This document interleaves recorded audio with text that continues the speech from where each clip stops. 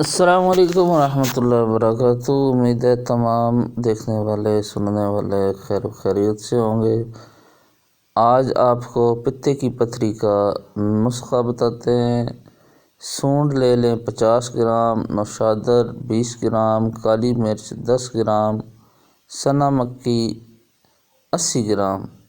ان تمام چیزوں کو اچھی طرح کوٹ کے پاؤڈر بنا کر چھان لیں اور کیپسول لے کر 1 گرام کے کیپسول بھر لیں۔ روزانہ یہ کیپسول صبح دوپہر شام 3 ٹائم کھائیں۔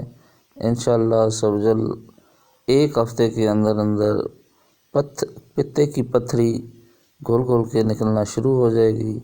یہ کیپسول تب تک استعمال کریں جب تک مکمل طور پر آرام نہ آ جائے۔ آپریشن کرانے کی کوئی ضرورت نہیں ہے۔